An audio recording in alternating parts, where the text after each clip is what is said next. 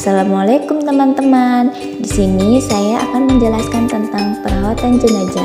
Apabila seseorang telah dinyatakan positif meninggal dunia, ada beberapa hal yang harus disegerakan dalam pengurusan jenazah, seperti memandikan, mengafani, menyolati, dan menguburnya secara umum. Hukum pengurusan jenazah adalah fardu kifayah.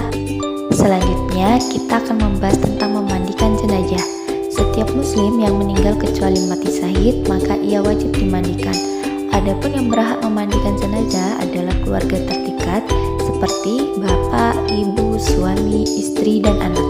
Meskipun begitu, tidak mengapa orang lain yang bukan bagian dari keluarga terdekat ikut memandikan jenazah, dengan catatan laki-laki dimandikan laki-laki dan perempuan dimandikan oleh perempuan.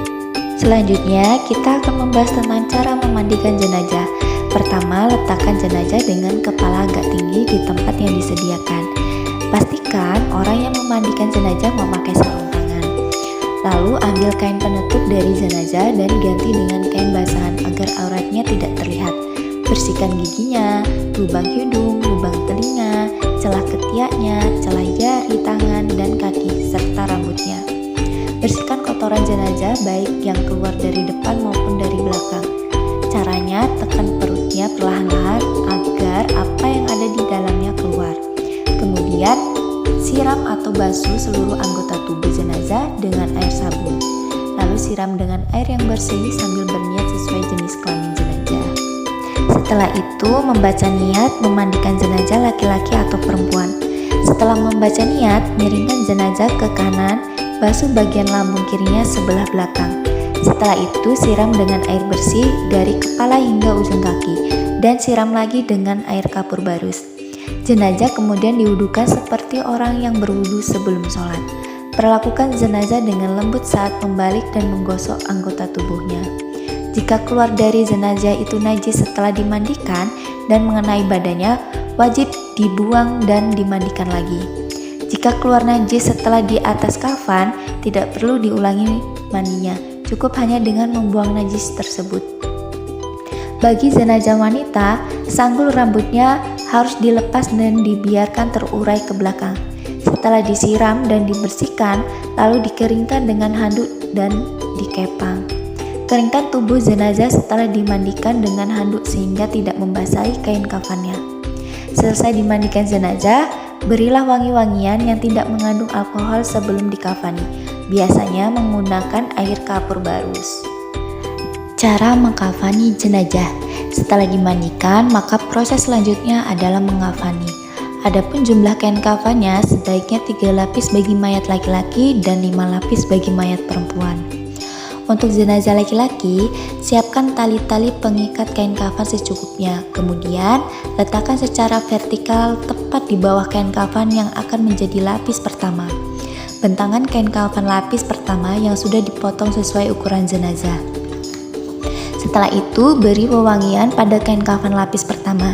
Setelah itu, bentangkan kain kafan lapis kedua yang sudah dipotong sesuai ukuran jenazah.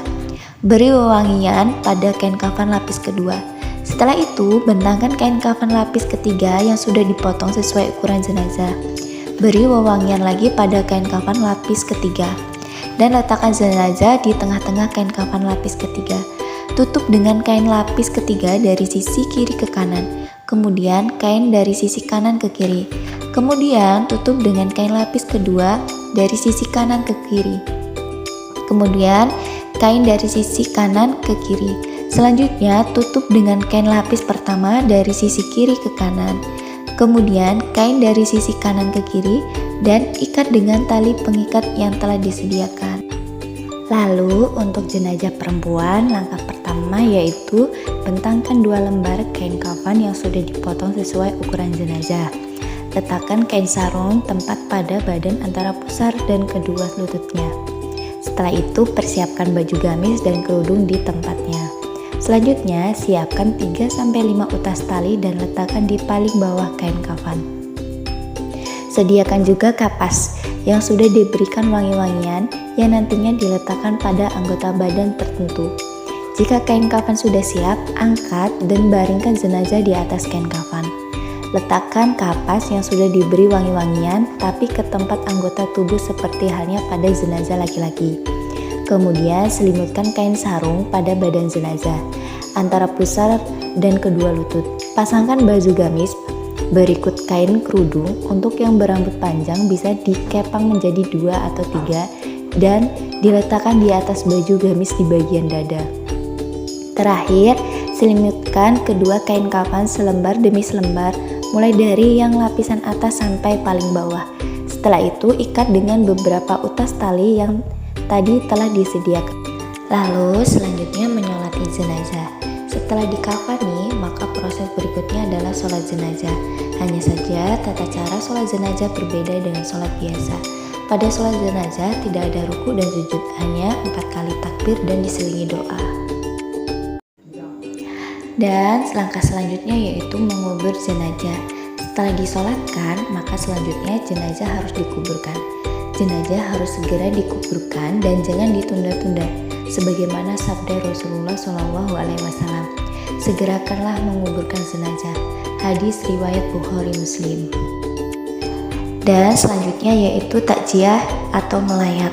Takziah atau melayat adalah mengunjungi orang yang sedang tertimpa musibah kematian salah seorang keluarganya dalam rangka menghibur atau memberi semangat. Dan yang selanjutnya yaitu ziarah kubur. Ziarah kubur, ziarah artinya berkunjung, kubur artinya kuburan. Ziarah kubur artinya berkunjung ke kuburan. Rasulullah SAW menganjurkan berziarah dengan tujuan untuk mengingat kematian, sebab dengan mengingat kematian dapat meningkatkan keimanan seorang hamba. Nah, itu tadi materi tentang kepedulian umat Islam terhadap jenazah. Semoga dengan adanya materi ini dapat membantu teman-teman lebih paham tentang kepedulian umat Islam terhadap jenazah. Terima kasih.